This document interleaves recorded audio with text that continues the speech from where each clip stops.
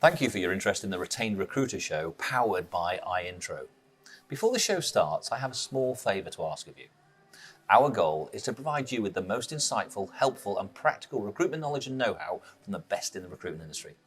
If you like this channel and enjoy watching our content, hit the subscribe button to get notified as soon as we upload a new episode. Thank you again, and as ever, we're rooting for your success. Now, time for the show.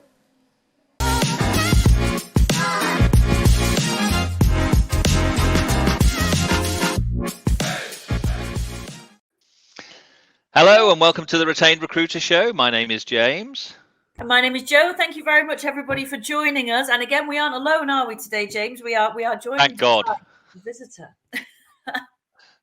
We do have a visitor, and Ian, we're very welcome. Would like to welcome you onto our show today. Really appreciate you joining us. I know you've known Jo for a long time, and I've only recently met you. But it is interesting, Ian, when you've got hair our colour, or no hair in my case, when you look back over your career, which has been pretty tremendous, really, starting out in the 80s and 90s in all types of computer recruitment, an amazing career at Hayes as well, by the sound of it, internationally, fluent in German, you tell me. And also I see, over the last few years, you've done some really exciting things, and there's a fantastic description on your, a lovely word, I like this one. Ian is a recruitment NLP and employment futurist, global influencer, and a business expert with proven track record of aiding businesses and individuals to achieve and very often exceed their growth ambitions. Wow. How are we going to cope with all of this intense intelligence on this show, Jo? Well, I don't know. We've only got 30 minutes as well, so it's like it was with Jem a couple of weeks ago. I think we're just going to have to talk really, really quickly. Welcome, Ian. Have we missed anything out in your bio? Not at all. But I mean, you've known me for 10 years. As you said last night on LinkedIn, you're my work husband, or I'm your work husband. You're my work wife. Well, yes, we have known each other for a long time. Yeah, it's brilliant to have you on, Ian. Thanks very much for joining us today. Pleasure, absolute pleasure. Yeah. And whilst I remember Ian as well, if anybody wants to connect with Ian, please do so on LinkedIn. But if you do so, please mention you saw him on the Retained Recruiter show. Otherwise, he may not connect with you. He's very selective, Anyway, Ian, welcome on board. We've got a lot of questions to get through. Today, we're going to be talking about leadership in the world of recruitment. So we've got a series of questions. Jo, do you want to kick off with one? Yes, absolutely. Welcome to everybody who's joining us on LinkedIn, by the way. If you are watching this on a replay, then you can't do this. But if you are live and you have any questions for Ian as we go through, please pop them in the comments. So we're going to be keeping an eye on that as we go through.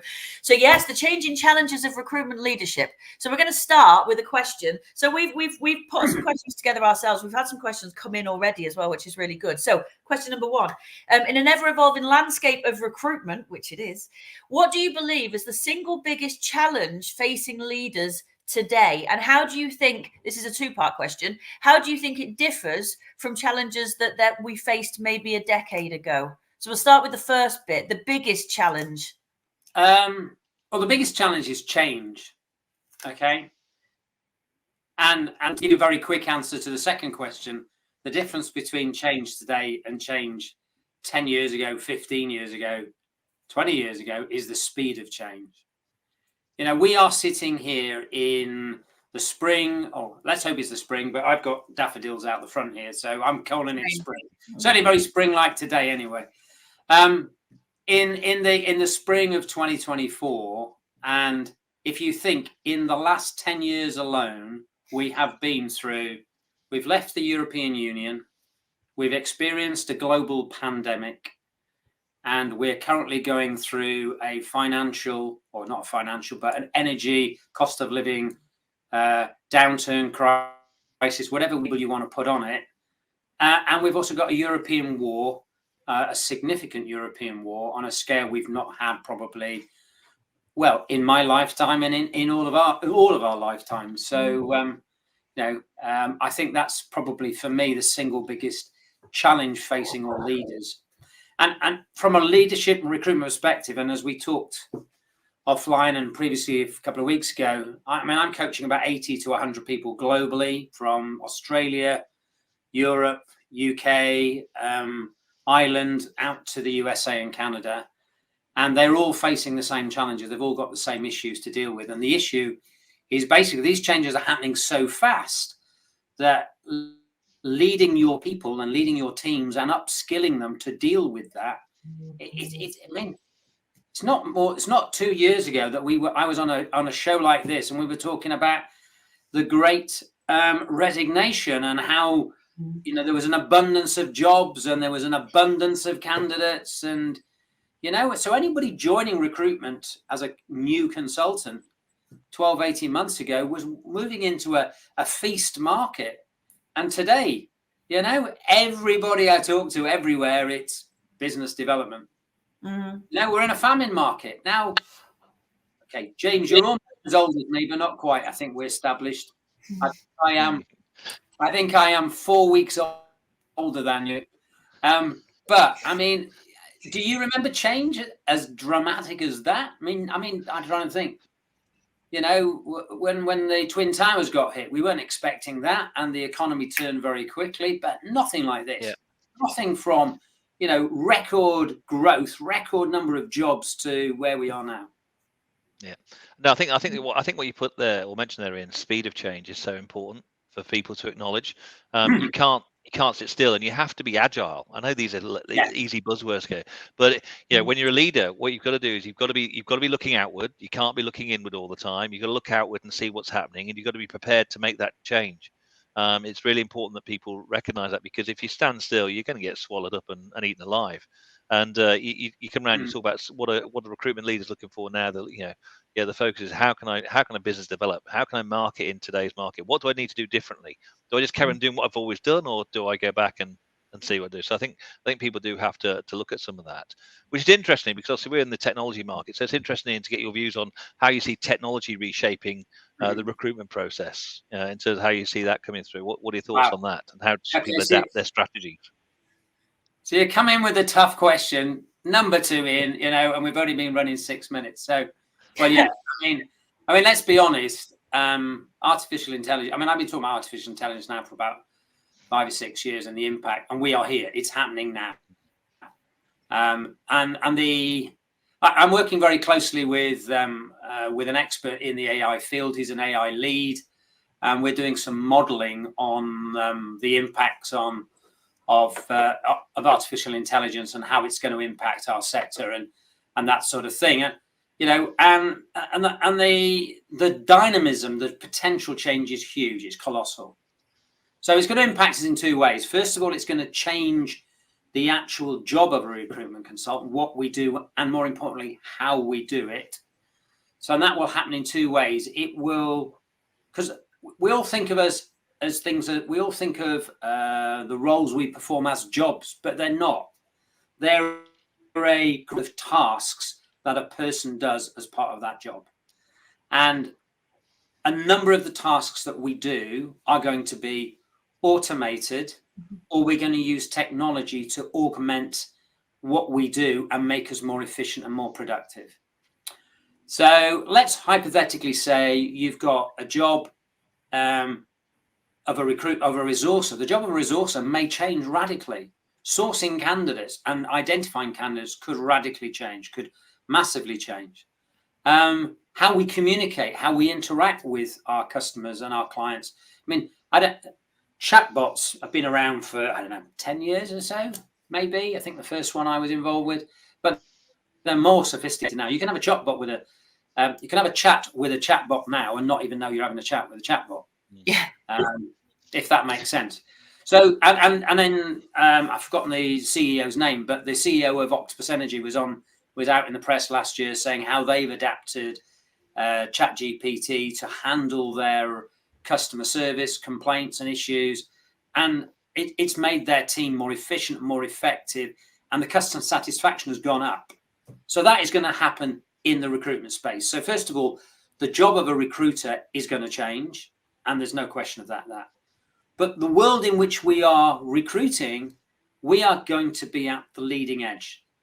As James, my AI lead friend, says, if you think about it, when a person loses their job in the old economy and they advertise to replace that person, they're not going to replace like for like. They'll be replacing that person with a number of the tasks that they had doing, stripped out, and they'll be replacing those tasks with AI doing certain things. And so the job may look very different, and it may not be a full-time job. It may not. So they may have to take another job from over here and put the two together and form a new job. Yeah. And that is going to happen at speed. It's already happening at speed. Mm-hmm. So, and this brings me to one of the model scenarios. We're still early days yet. We're playing around with one of the scenarios is actually massively disruptive for our industry. It could see the role of the niche recruiter, or the number of niche recruiters in the market, literally halve in the next 5 to 10 years. And the reason for that is quite simply that the augmentation and the productivity of recruiters is going to go up. So we don't need as many, and the jobs are going to radically change. So if you're used to recruiting a certain type of data scientist, that role and that profile will change radically. It could change phenomenally different. Now, if you're a good recruiter, and a lot of the people that work for you guys at iIntro are actually involved, as we've discussed, in retained permanent recruitment. So they know their customers very, very well, and they will know what the client is doing, and they'll understand how that job is evolving, if that makes sense to you. But if you're one of the recruiters out there who just finds a skilled person over here and sticks him into, or markets him out to 20 companies over there, that may not work anymore, because those 20 companies may not be recruiting that person over there. They might be recruiting somebody different, or they might want them to have different skills, or the availability of jobs will radically change. Does that make sense? Am I making sense? Oh yeah, absolutely. No, I think it makes perfect sense. And I think the introduction of AI, I think, poses a lot of questions to recruitment businesses, and it almost forces the conversation of, okay, so what is the role of a recruitment business? What do they do? What value do they offer to clients? And at what point, how are we going to evolve? Because the addition of technology, I mean, we've been, for the last 10 years, we've been adding tech and adding tech and adding tech and adding tech. And has it led us to being more transactional with clients? So has it moved us further away from clients, or has it moved us closer? So that's my next question, really, is do you think that technology is enabling us to be more effective and more efficient? But are we maybe losing that consultation, that human element? I always like giving short answers initially to long questions, and the answer is yes. Yes. So the answer is yeah. And let me explain what I mean by that. So in every economic downturn I've been a party to in the last 40 years of recruitment, the one thing that has held true, which is picking up on one of the words you used there, Joe, which is relationships.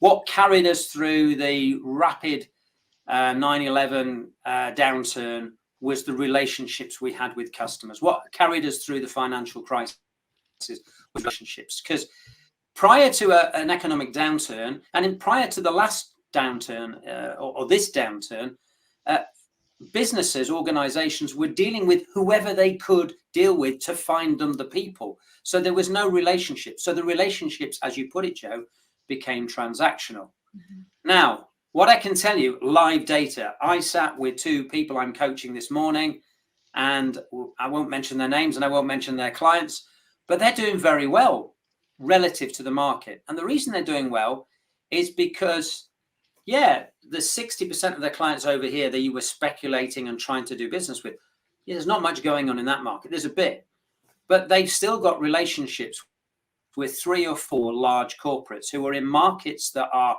relatively stable. They're inside their trusted network, or the client's trusted network.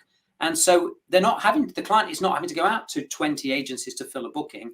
They're just going out to the 3 that they like and have a relationship with and trust them.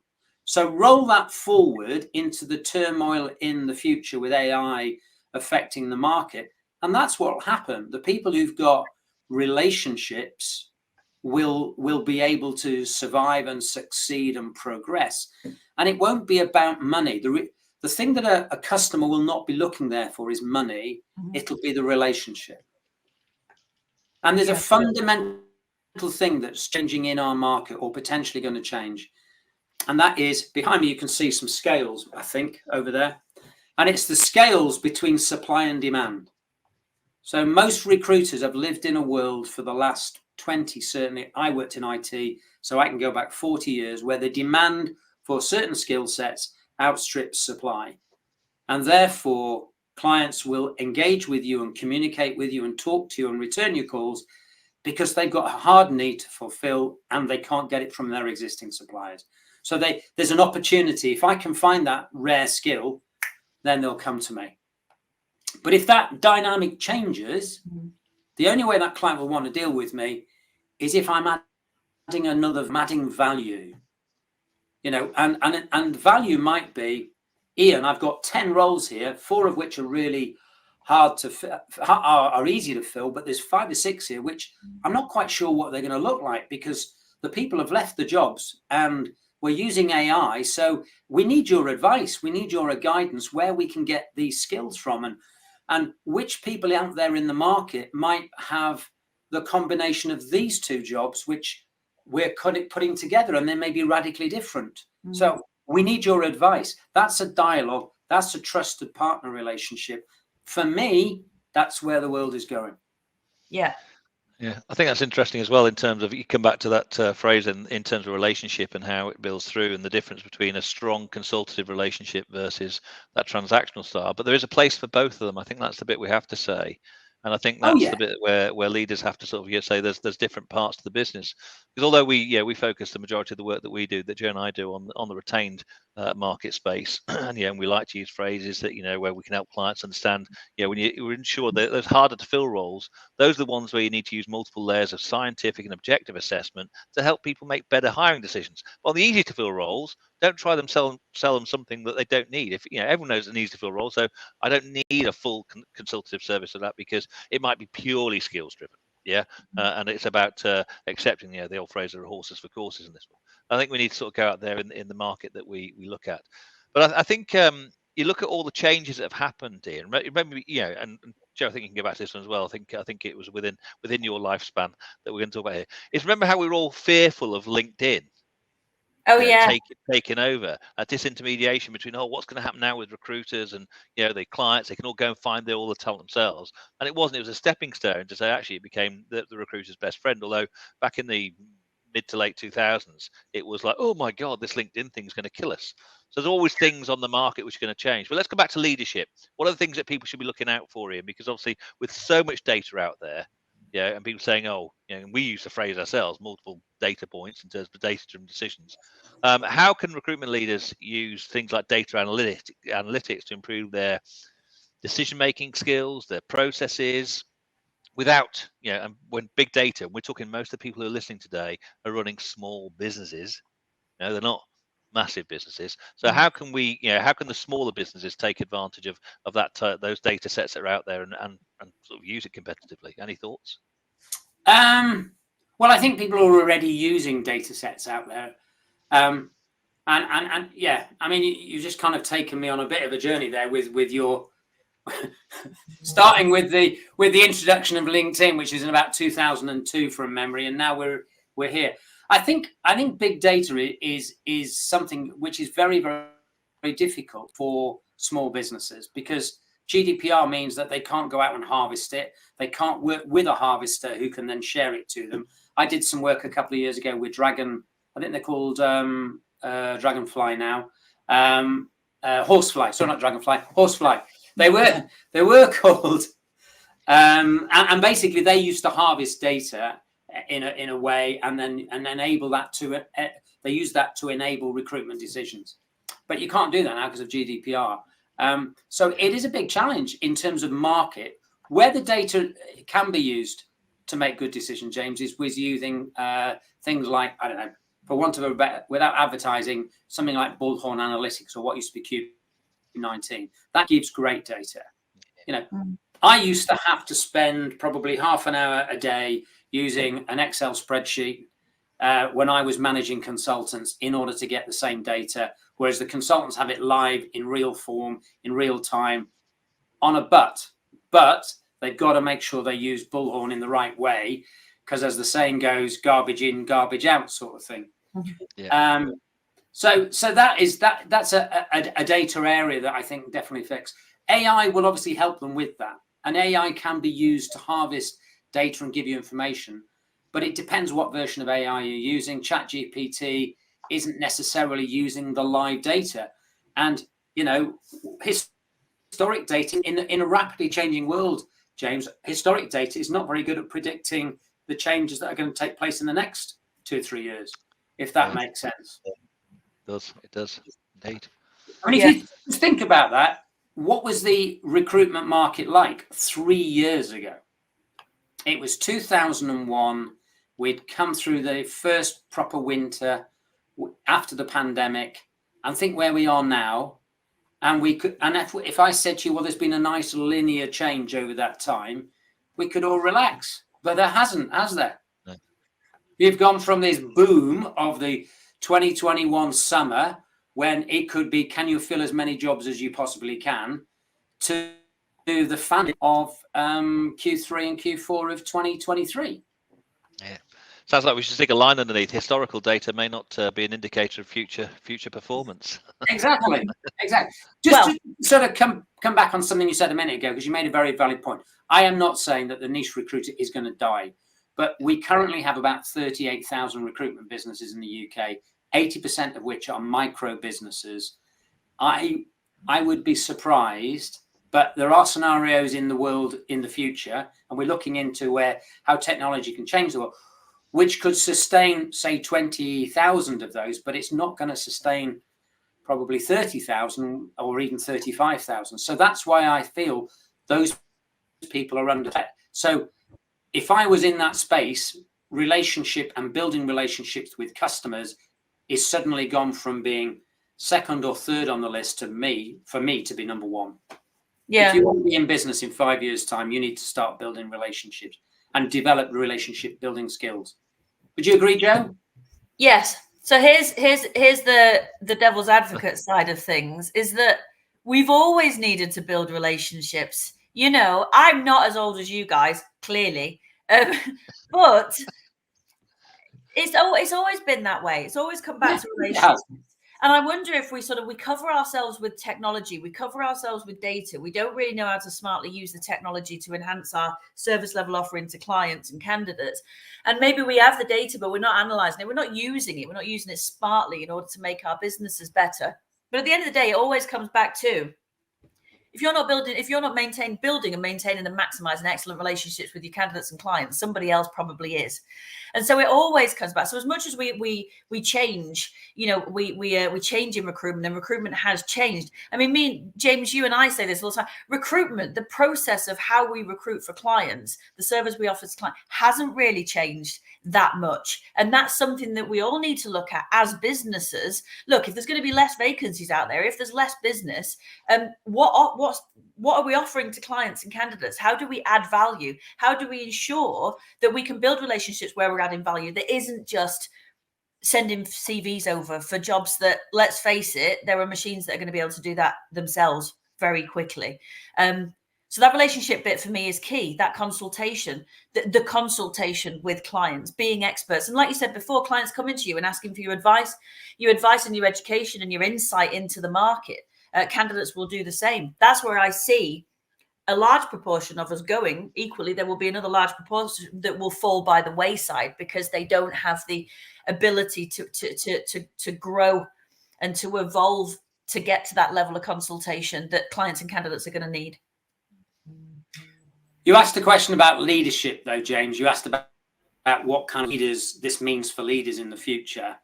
I think it's a massively difficult time. But to go back to one of the very first words you said today, it is about agility and flexibility. What we do, and we run leadership programs for a number of recruiters. It's in the public domain. We share things on LinkedIn. So one of those is the Mawson Group, who had some significant investment last week, and in January they also acquired the IQ Group. So we'll probably be working at some point in the future with those people. But one of the things we teach in leadership is, and it's only one small element, but is VUCA leadership. So VUCA, for anybody who's not aware of it, stands, and I'm going to just make sure I read this, otherwise I might get it wrong. VUCA itself stands for so it's about change, it's about volatility, it's about uncertainty, it's about complexity, and it's about ambiguity. And that, for me, quite clearly describes what's happened in the last 3 to 5 years in the global and the UK economy. Now, VUCA leadership, which was developed by the military after the end of the Cold War, is designed to combat those issues of VUCA. So the first one was velocity, the velocity of change. So one of the ways that leaders need to respond to that is they need to have a strong vision.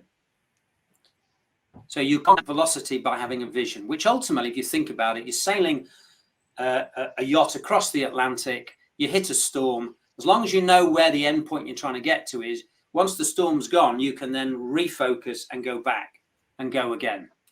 And that's what you have to do. A bit like a team in the Premier League, they have a couple of upsets by losing, and then they get back on it, and then it's back on this. Yeah. So how do you combat uncertainty? Well, you do that with understanding.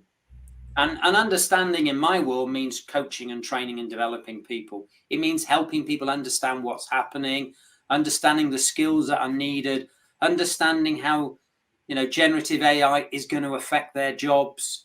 It is about communication. All the studies I've seen now for about 15 to 20 years say the most highly efficient and effective and productive businesses in the world are the ones that have the most effective communication systems. About 4 or 5 years ago, we did some work, or I did some work as a global influencer with Cisco.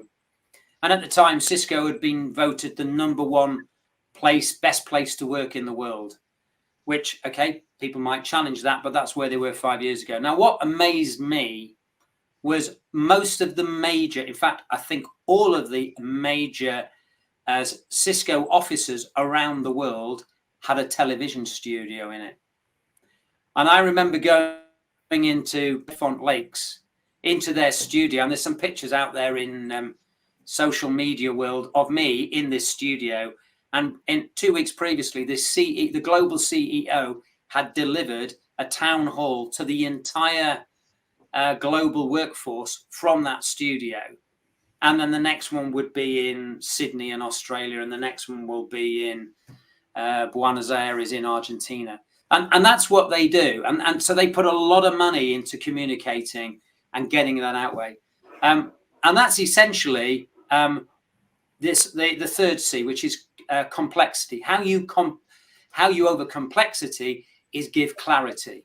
And again, that comes down to communication. So, if you're managing a team of 4 or 5 consultants and there's a big change, you might need to step back from it, work with a business coach like me, or speak to your non-exec, or talk to your MD. What does the impact of this change mean to us? How's this going to, and you have to give your people and your troops some clear sort of clarity of what it means, because that's what people look. So when it's uncertain, people want a degree of certainty, clarity. And then the last one is ambiguity. And so how do you respond to ambiguity? Well, you have to make yourself, as you put it, James, more agile. You have to be able to jump from one thing to another. And that's the essence of VUCA leadership. So if I was a leader right now, if I was saying something, that's what they need to get into. That's what they need to understand, and there are lots of other coaches out there like me. I'm not claiming to be the only one, but, all of the best tennis players, all the best golfers have a coach. Don't be surprised. All the best chief execs for I would guess the FTSE, I would be shocked how many FTSE 100 chief execs don't have somebody being their critical friend, holding a mirror up to them, challenging them, because that's what we do.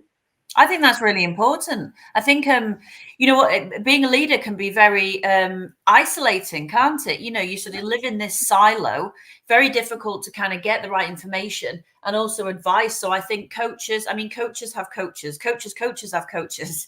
I think everybody should have somebody, and groups, networking events, a tribe that you can go to that enables you to, you know, be with like-minded people. I think that's really important. There was a question that I thought of then that I know has been posed by somebody that I think we need to add in at this point. I love the idea of VUCA. Okay, how do we continue to do that in an environment where we are getting more and more of this hybrid working? Because that's another challenge, isn't it? How do you, when they're all in your office, you can see them all, you can see them all every day. That's one thing. But what do we do now about this? You know, the challenge of remote or hybrid working. It's a great question, Joe. And it's a perpetual challenge, and it's one of those where the scales keep moving backwards and forwards. You know, 12 months ago, I was hearing stories in the city and financial district of London, which was saying all the big banks, all the big investment companies are telling their people they have to be back in the office 5 days a week. My understanding is that was followed through. I also understand a number of those businesses have started to lose people, key people. For me, working from home, the genie's out of the bottle. It's never going to go away. But are we going to find, will be some roles, but not many, where you can work 5 days a week from home. But they have good management of those people. And I think at the other end of it, you know, it's about what's the optimum. And I think the optimum seems to be 3 days a week. And whatever those 3 days, some people seem to like Monday, Tuesday, Thursday. Personally, I've got clients that like Tuesday, Wednesday, Thursday. And so this is one of the single biggest challenges for the average recruitment leader out there is nobody has perfected, or some people have perfected, that's probably a bit unfair, but not many people have perfected. How do you deal with a workforce which are in the office 1 week, not in the office? Which means you and I know this, Joe, because the world of training has gone from the classroom to what we now call blended learning. Mm-hmm. Yeah. So you've now got the same supervision and management in a blended environment. And that, for me, James, is where the tools come in that you were talking about. You know, so if you are very clear with the outcomes or the outputs that you, and Joe knows where I'm going with this because we used to train people this about 5 years ago, but you basically, if you're clear as a leader with your team as to what are the outputs you want from people at the end of the week, then as long as they achieve those in 4 days, are you too unhappy as long as the customers can be contacted that they're not around, say, Friday afternoon? I was in a pub yesterday in just off Bishopsgate in London. I understand that the busiest day of the week, pubs and restaurants in London, is no longer a Friday. There are deals on a Friday. There are happy hours on a Friday. The busiest day of the week, and it has been now for about 8 years, is a Thursday. Mm-hmm.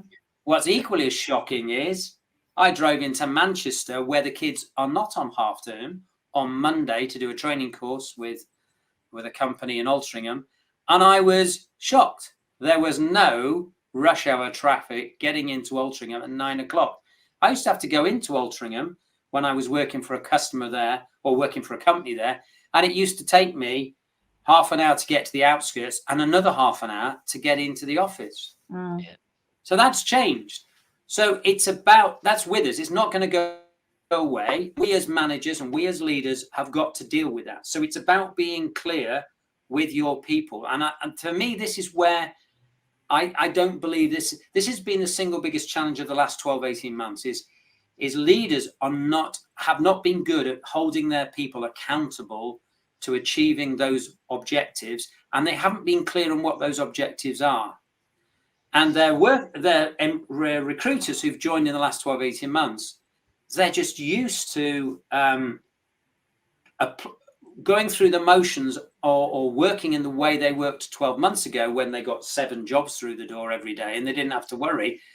They're having to do something called business development, Joe, which you and Ali Baird are very much aware of, because you're doing business development training programs, or have been, on boot camps and things, because that's what the flavour of the month is.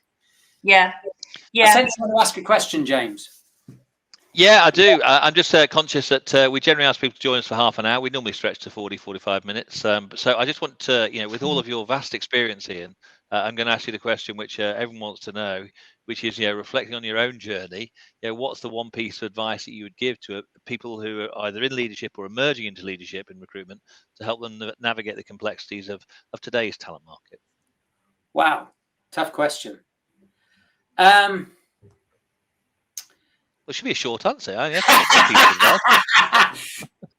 I guess the answer is partly what I've already said, which is they have to be adaptable and they have to be flexible. They also need to be continuous learners. So, not wishing to sound too arrogant, I am 62 years of age. I've been in this industry now for 40 years next month. The fact that in my 40th year, you want me to come on your show means there must be something that's reasonably relevant about what I'm saying today. So I'm here today because I've had to adapt, I've had to change, and I'm doing things very, very different, and probably even reinvent what I'm doing compared with what I was 40 years ago. And you shouldn't be afraid to do that either, should you? No, and that's what I'm really coming to, which is anybody who comes in who thinks they can use the same approach to recruitment today that they were doing 10 years ago or 8 years ago, it's not going to happen. It's going to change, and they need to embrace the change. So being flexible, adaptable, listen. So there's some great, so, you know, I'm not here to promote your show, but shows like yours are really, really important because they allow people to give up half an hour of their lunch, watch the show, get a bit of a snippet. Maybe from today's show, somebody says, you know, I like what Ian said about that. I thought he's talking a load of rubbish over there. You know, that bit I can dismiss, but those 2 points, that's really good. And if they take something like that from each of the shows that they come on, that's good.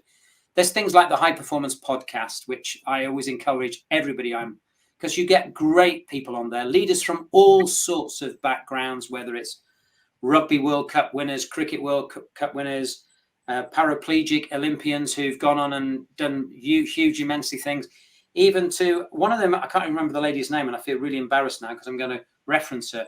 But I think the fire chief for West Sussex, who at one part of her life found herself homeless and told that story, not only was it humbling and very empowering to see that where she is now, but she was able to talk about leadership. So taking those things and continuing to make yourself relevant is really, really fundamentally important. And, you know, that's, to me, adapt and learn. And as you say, don't be afraid of it. Mm-hmm. There's one advantage of being old, James, which you will know, and that is, and you did it a minute ago, we can look back over the last 35 to 40 years and you can see all of those things that people came in with, and they told us they were going to revolutionize recruitment and they were going to change recruitment. And I'll give you a bit of French, not German, but the French have a saying which I will translate as, the more things change, the more they stay the same. Mm. And if you 40 years ago, what was the one thing I thought would change? Because it was the bane of my life. Every week I had to interview 5 candidates. Guess what? We all interviewed 5 candidates today. But I had to produce their CVs. I had to dictate them onto a dictation machine, and my secretary would type them up, and then I would proofread them, and then I would put them in something called an envelope, and I would post them to a customer. Now, okay, the method of delivery has changed, hasn't it? We don't put CVs into envelopes and post them. We went through the faxation revolution, and now we've gone through the email revolution, and then you've got these libraries. You can download them from the sky. New CVs. Yeah, amazing, eh? Anyway, and the other great advancement in the last 40 years is when you mention a name that you can't remember, you can just Google it, and you meant Sabrina Cohen-Hatton. Ah, so he's just Googled it. The West Sussex Fire Chief. There you go. So those are the revelations that we've got. And listen, it's been fascinating. I think one of the main things I picked up today, and I really appreciate you sharing the phrase VUCA leadership, in terms of bringing that to the attention of people. Because I think that's going to be really helpful for me to look at that. And just wrote down my notes: volatility, uncertainty, complexity, and ambiguity, counterbalanced by velocity and understanding, clarity, and agility. So I think that's a really valuable lesson that people can take away. And as I say, sometimes it's just one snippet you take away, but that's one snippet can be the thing that changes the way you do business. And that's what we've always got to be doing. We've always got to be evolving. Always got to be, change is our friend as well as our enemy. Sometimes it may feel like it, but it is our friend, and we can take it out there. So really do appreciate the value that you've added. And obviously, I think you mentioned, I don't think you mentioned, or I don't think I mentioned earlier, that your company is Talents, and you can look at talents.com. So I may not have mentioned that one, so I wanted to just sort of plug that one in for you as well. Because like I say, there may be other coaches out there, but not many may have as much experience as you've got in this specific market. So that's important to know as well. I tell you what, James, if anybody out there likes the VUCA concept, I've probably got an A4 PDF I can whiz out to people. So if they drop me a message on LinkedIn with their email, I'll send it back, and they can read that. It's. I think they'll find it useful. But it's been great talking to you both, and we will. I have said to you, I'm more than happy to come on and talk about mental health, because we haven't touched on that today, and I think that is a big thing. And I've got a personal journey that I went on. Ended up doing therapy at one point in my life, and I'm more than happy to share that. But it's not a 5-minute discussion, because we'll take you up on that one. Yeah, and I think you're right to say it's not a 5-minute discussion. We'll take you up on that one, because I think it's one of those things which impacts not only the individuals but also in leadership. You're sort of managing people going through those differences as well, which I think is fascinating. Anything to wrap up with, Joe? Only to add to the shopping list of other topics that I think we need to cover. Again, it's probably another show in itself, but one thing I know that leaders are challenged by is managing the changing face of the workforce as well. Generationally, what are people looking for now? So I think that's something else. But I think it's been really useful. I'd love to get you back on in 6 months' time. It's like an ongoing commentary on the industry. But I think it's been really valuable. So thank you, Ian. Oh, thank you, Joe. Thank you, James. I look forward to seeing you both again, either in Manchester or Leeds, and we'll have another lunch somewhere. Indeed. Yeah, that'd be good. Absolutely. Maybe we can do a live one of these. Maybe we can do a live one of these, not necessarily just with me, but with a panel. And I don't know, we'll do one in Manchester or Leeds, or maybe London. They'd be good fun. But I've really enjoyed it, guys, and you do amazing show for the industry. It's really important that these shows sort of go on and help people develop. And thank you to the gentleman. I think it's Sia. Is that how you pronounce it? Sinner. Sayashina. So yeah, maybe. Yeah, that's him. Yeah, there you go. You see, you're better at pronunciation than me. Might not be. Anyway, so I'm going to bid everybody farewell. Thank you very much for listening and watching. Bye, everybody. As I say, we'll hope to see you all again. We'll be back in a couple of weeks. We've got a really fascinating show in 2 weeks' time. Going to be joined by Chris Hickey from an organisation called Mercury Hampton, who's going to share with everybody who's more interested in the, interested in finding out more about how you market and sell in the retained world of recruitment. He's going to be sharing some of his amazing successes with himself and his colleagues. So we look forward to seeing you all again in a couple of weeks. So Ian, from us all here at the Retained Recruitment Show, thank you very much for your attendance and your contribution. Fascinating. So it's goodbye from me. It's goodbye from me. Thanks, everybody. Have a great day. Bye now. Bye-bye. Yeah.